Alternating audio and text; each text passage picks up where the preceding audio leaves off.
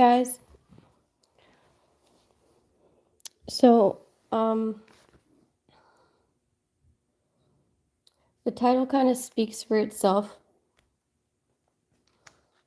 If you are being being targeted, right, by by these groups,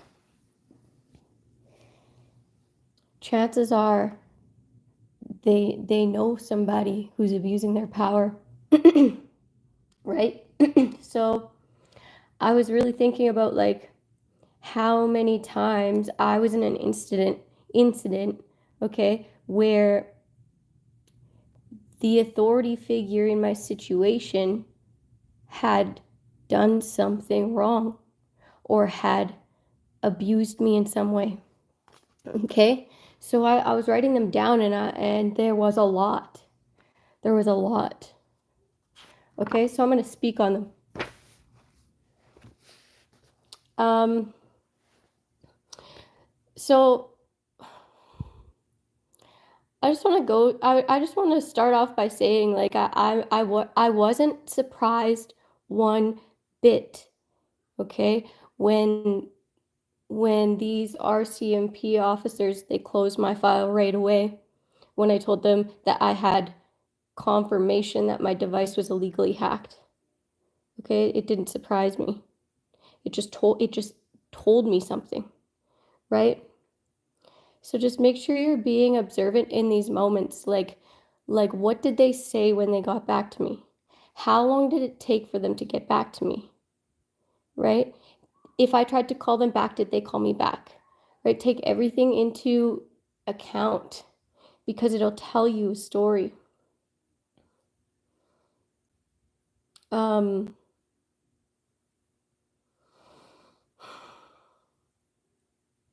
My entire life, anything I do, anything I put my mind to, I succeed in. Okay? I would always get the job. I would always get whatever I really put my mind to getting.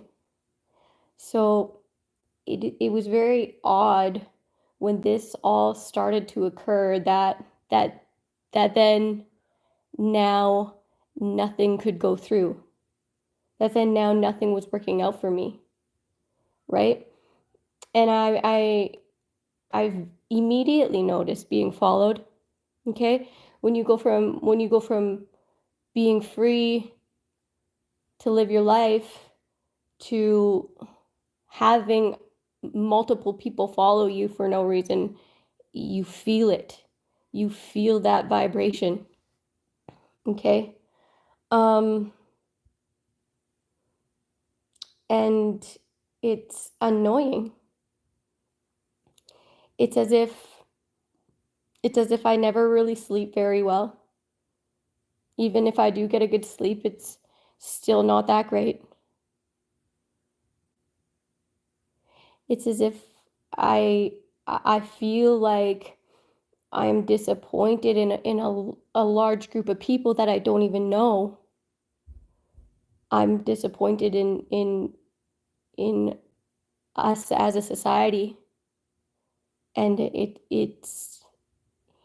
it's draining to be constantly disappointed, right? Especially by people who we are supposed to be able to look up to, right? Because they protect us, right? Because they serve our city to make it a safer place, and they're not. So it is very exhausting. It's very draining to know that, like, I got me and that's it, right? It's very unfortunate. I feel like maybe half of them are bad, maybe more than that. Maybe more than half are bad. Okay? More bad than good, I should say. All right? Maybe the rest, half of the rest are calloused, right? Where they've seen some things, and now they're just kind of numb. There's you could, but even then there's ways you could implement solutions like lie detector tests, or every so often cycle them out and get the new people in. Like, it's as if these people like get comfortable and then start thinking that they run the place, but they don't. I don't know. I don't know why. I don't understand it, but I'm just going to speak on some of these things that had happened to me, and then you guys can go ahead and share if you have been through any of the same things as well, okay, so that we can create awareness out here so that something can change about this.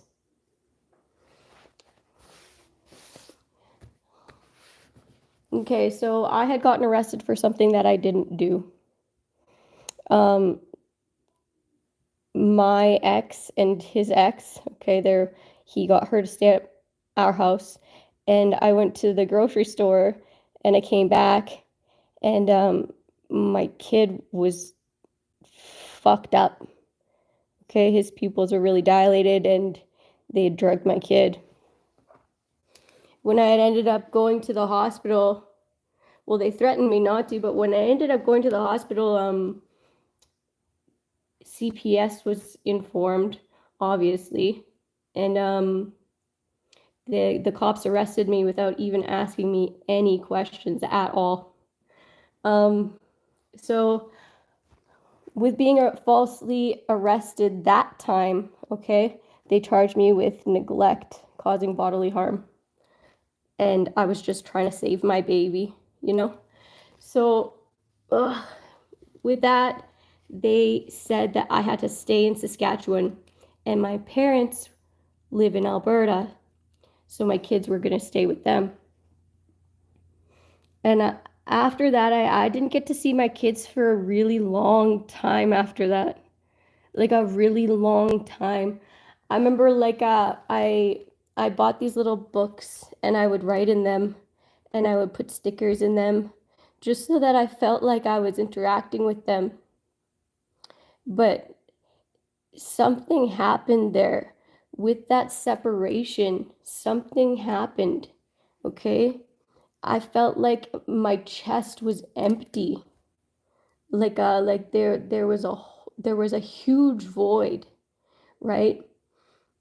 But it was the right thing to do to go to the hospital, okay? So I don't know, that fucked me up pretty bad.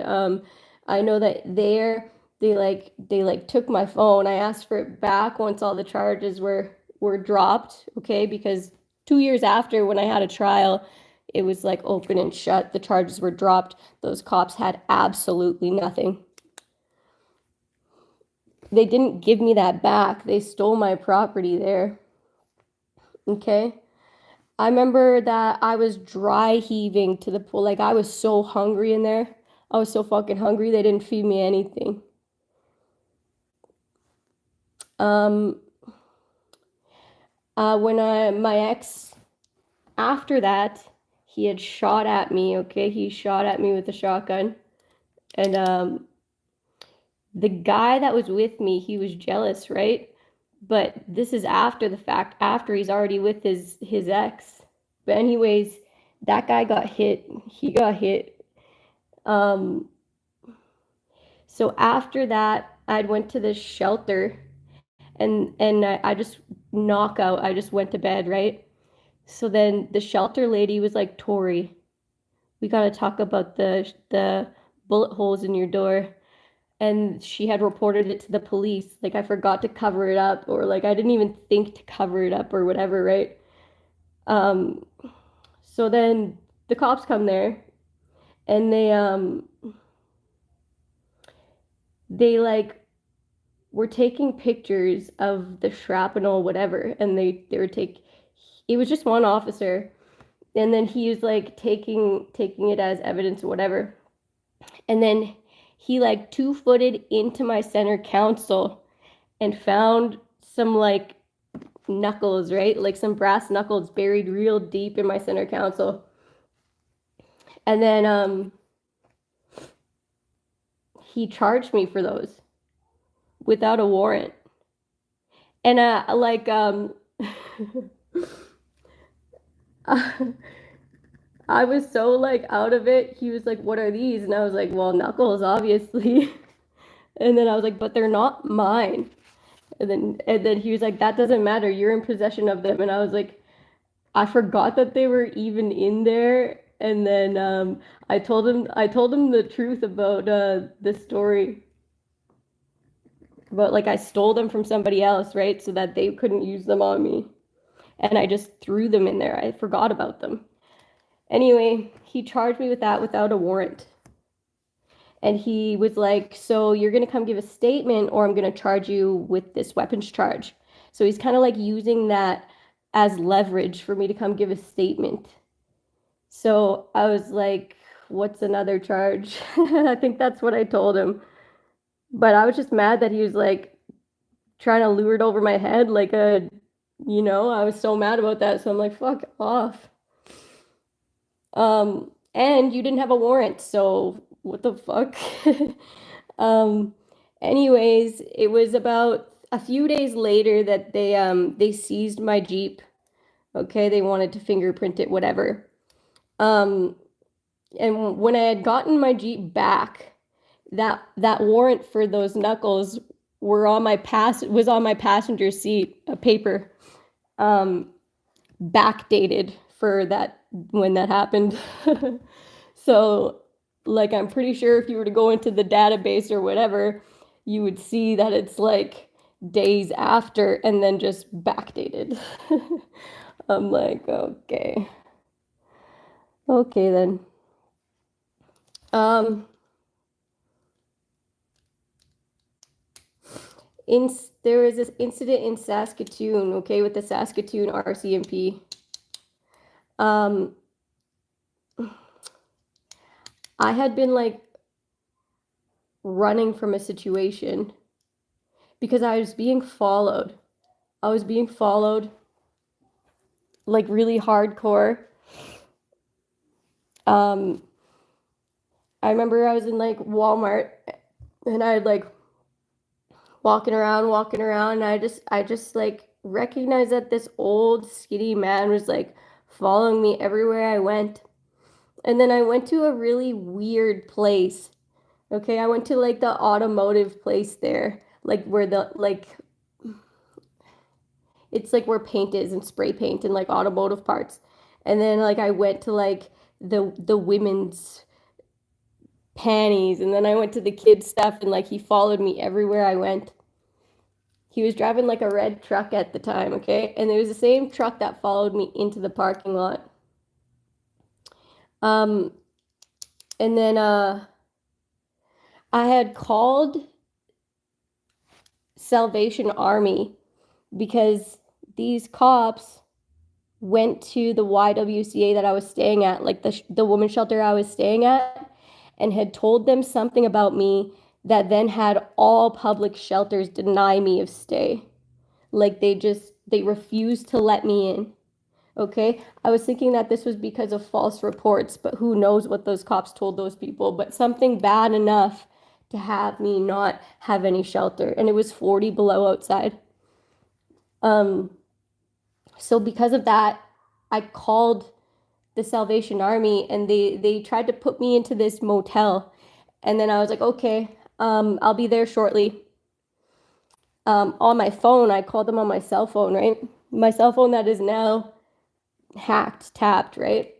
And then I get there, and that fucking truck is already there. That red truck is already there.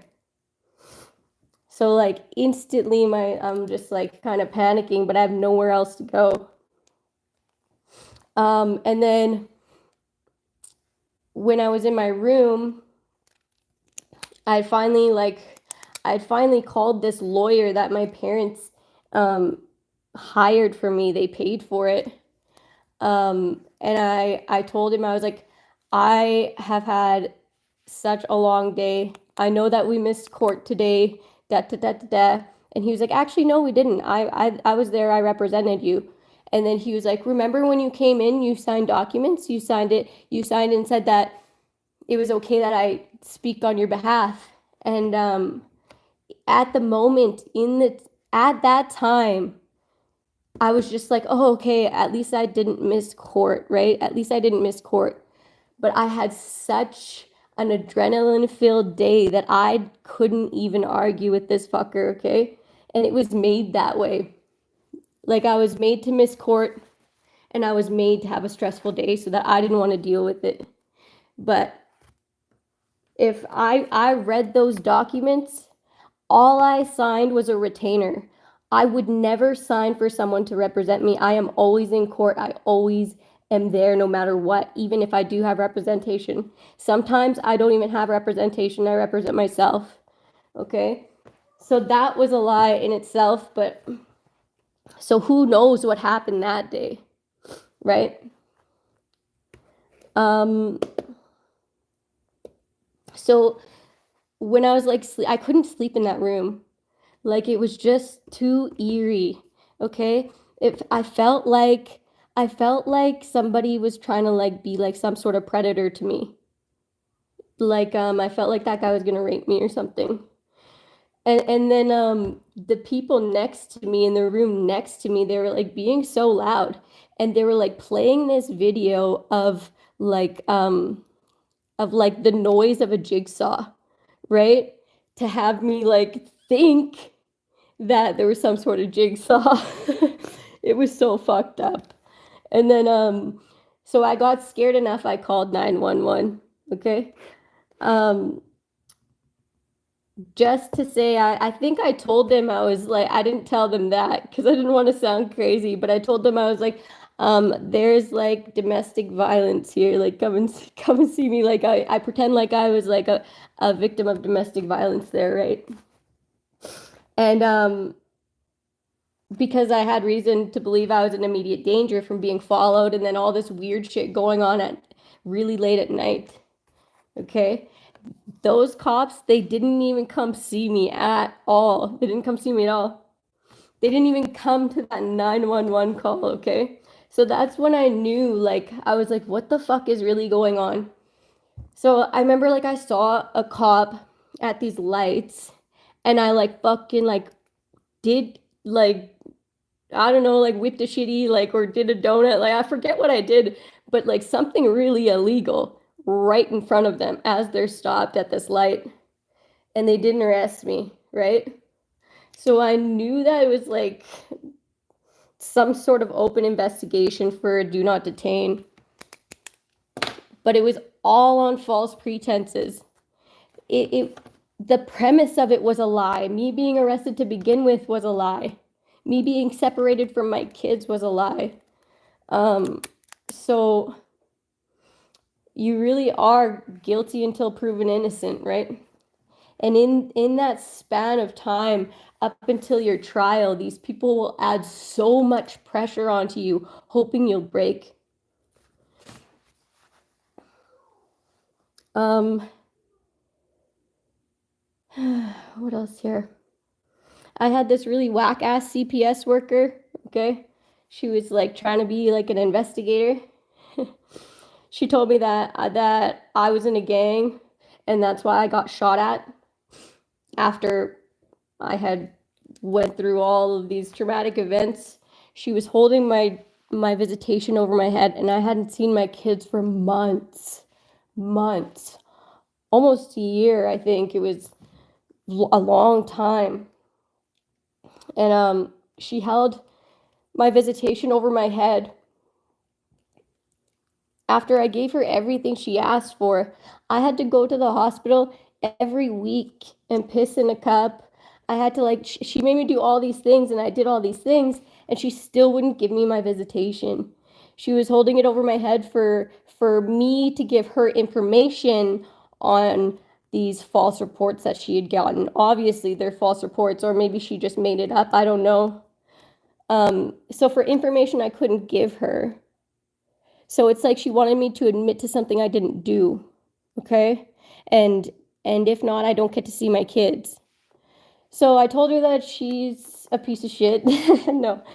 I spoke very respectfully. I didn't swear, but I was heated, right? I was very heated. I was very emotional about it. And I told her that, like, I want to speak to your manager, whoever is above you, because this is harassment. This is not right. That is not true. Okay? So I don't know what needs to happen with people putting false reports in, but there should be some sort of like reprimanding, right? Because these people are doing this and they're ruining lives. So there was another instance in Meadow Lake where they starved me too. But except this time it was worse because they didn't just leave me there and starve me. Okay, they fucking taunted me in that cell. Okay, they would like taunt me with giving me food. Okay, and this guy, he's like the regular guy who serves food there, I guess. Um, he was like making me recite random statements over and over and over and telling me it's not good enough. He was like, I would have to like repeat after him in the tone that he was doing in order to get my food. So like he made me do that over and over and over and over and over and over and over just to not end up giving me any fucking food. Yeah, that was pretty fucked up.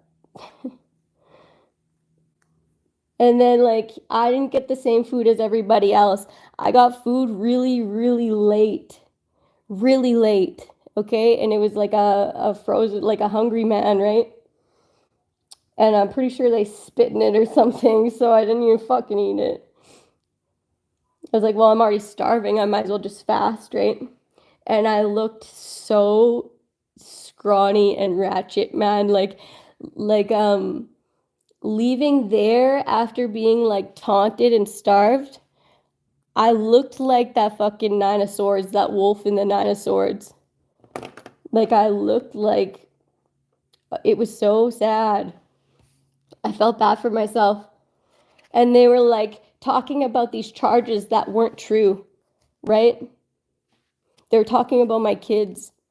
So yeah, I just made sure not to speak to them. And also, like, there is this one lady cop, she like pulled me into a side room. She pulled me into a side room because I got arrested for a DUI here. But she pulled me into a side room and she said that she was going to charge me with possession. And I'm like, I explained to her how then that would have been planted and how I knew that that would have been planted because I did not have that, right? And I told her exactly how I knew. And then I never ended up getting charged with possession because it wasn't fucking true, right? And then she heard me the way that I spoke and she didn't end up charging me with that. So she wanted it to look like not only was I getting a DUI, I was getting this too, right? To go along with some sort of narrative. And I told her very directly how I know that that would have been planted and how I knew it. And then she didn't end up charging me. It never even got brought up.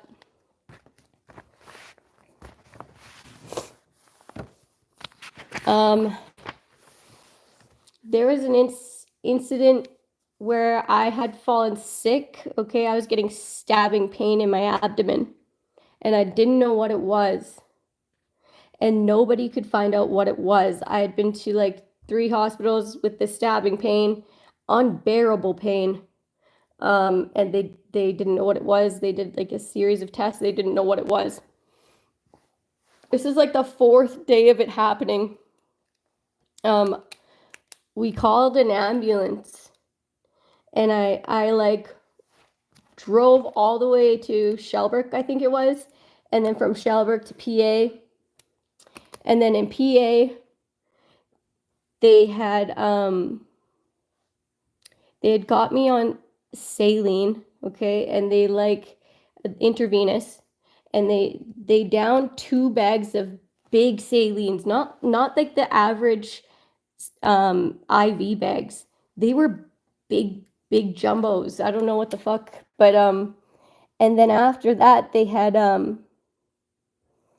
overdosed me with a lethal amount of codeine.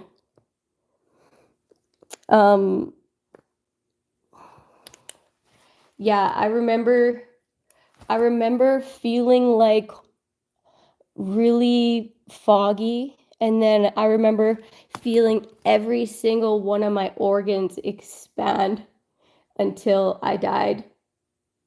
My vision went blurry, everything went black, and I died. Okay? And then I heard God say that they don't kill me. They don't kill me like that. Okay?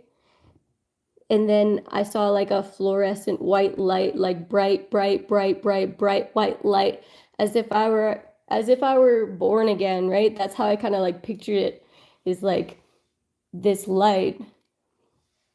And I was back, and I had told my grandma that they killed me, that I just died, and I got off of like the intravenous, right? I like pulled that out. I'm like, what the fuck? And then she was like, oh, Tori, like, like she just didn't know. She didn't know. She didn't believe. So I'm like, oh, nobody understands. Like, what the fuck is really going on, man? And then the RN, it was a dude RN, so it was a guy nurse. He like came in there shortly after, and he was like, he was touching my ECG stickers, right? Like the heart monitor stickers that they stick on you. And he was like, your heart did something funny. And I'm like, yeah, I died. You guys killed me. And then he was like, I'm going to go get the doctor. And because I had told him what I had heard, right? So he got the doctor, but the doctor didn't even show up for a really long time. It's as if he told the doctor, and the doctor was processing it before he came and saw me. And this was a young doctor, a young surgeon with blonde hair. I could tell you exactly what he looks like. I could pick him out. Anyway, he came in and he asked me how I was doing, and I told him the exact same thing. And he turned as white as colorless, like all the color from his face left his body. It was so messed up. It's like as if he saw a ghost, right? Or it was like as if he meant for that, well, obviously meant for that to happen, and then he saw a ghost when I was still living. So, and then after that, after I had told him that, he got his jacket on, and he left. Like, he left directly after that. So,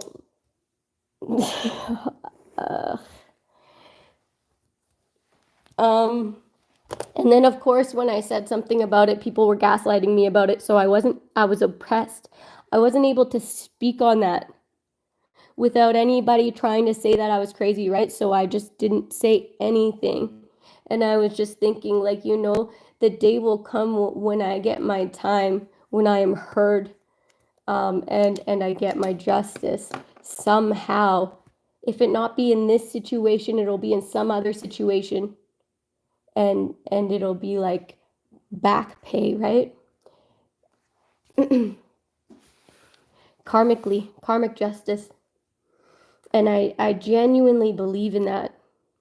Just like now, how I'm not able to make any money and it's being made that way.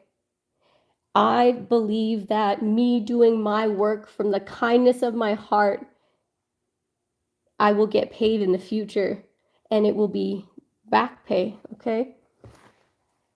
Or in other ways, right? Other blessings for just doing it anyways, putting your whole heart into it anyways, for helping the next person going through this type of stuff. To have them feel like they aren't alone, and that these people don't need to have power over their lives, even though they're using their power to manipulate them, to manipulate their lives, using their kids to manipulate their lives, right? It's so wrong. And they're intimidating. They come off intimidating. They act as if they have your whole world in their hand, because they fucking do. But like, just, you have to have patience in this type of situation, or else they'll press a narrative onto you, right? So, I mean,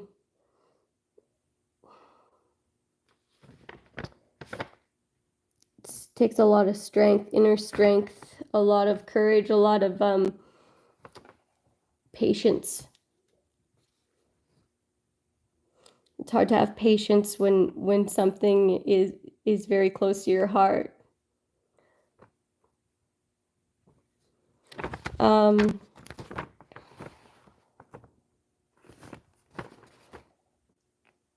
Plea deal, ignore me. Oh, okay, so that same lawyer that my parents had hired, he ignored me the entire time I was waiting for trial. And then like 2 weeks before trial, he gives me a call. And he said, well, me and the judge, we've been talking, so they were buddies, hey?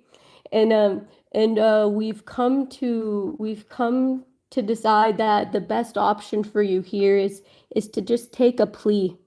And I'm like, what? Are you kidding me? So you've ignored all the information that I gave you that I thought was important? Okay, I wrote that statement out the day after everything happened. Okay, just so that it was very detailed, everything that I thought that should be said. Facts, no opinions. And then he just ignored that. He just ignored it. And then I'm like, so you're telling me that you ignored me this entire time, and 2 weeks before trial, you're coming to me with a plea deal? So you want me to admit to something that I didn't do? No, I won't. Okay? But I knew that if I were to fire this guy, my parents, who were like, they're like being like covert narcissists, right? They're being nice to my face. They're like, they had kept my kids. They had like brought me like groceries once in a while and stuff. So like, they're acting as if they're this really good thing in my life, when like I know differently behind the scenes, right? I just do intuitively. Before I even had any sort of spiritual practices, I had a strong intuition always. They paid for this lawyer, who then made a plea deal with this judge, who tried, those two tried to convince me to take this plea deal when my case was literally open and shut. So these people tried to get me put in jail. Along with other things, like I had gotten a job in my hometown when I ended up living with my grandma for a bit, and I got this job stacking wood, and I got paid less than everybody there. Like, I put so much time in, and I got paid less than everybody there. I thought maybe it was because I'm a chick, because I was the only girl worker there stacking wood, but I think it was just because it was me. And then I recognized this, and I'm like, well, I'm not going to work this hard to get paid less than what I deserve. So I registered for school, and I took a college course. So I don't know, just like little stuff like that. And when I got accepted into this college course, I could tell that somebody was mad that they couldn't block me, because they really, really, really tried. Okay, and that I felt intuitively as well. So, okay, so this was the energy read for today's. I'll read this. So yeah, if any of you guys are going through any sort of abuse of power, like I feel for you, I'm gonna look at these. I want to look at these comments. Oh, there is none. Is there?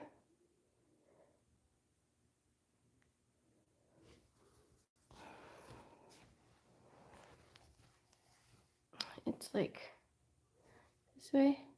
Okay. I don't see any comments here, so I'll just read this and then I'll let you guys go.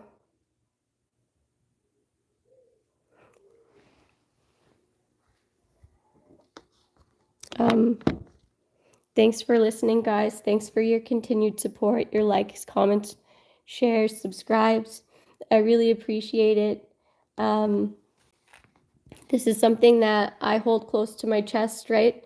This is something that I feel like I have had to work through alone with my higher power. So I really do appreciate you staying and listening and supporting me in my story and getting it out there. I genuinely, like, I appreciate it so much. I could cry, okay? I love everybody. And I really love you guys too for being that support for me, because I have yet to have that. I haven't had that yet. Okay, so this was the read for today.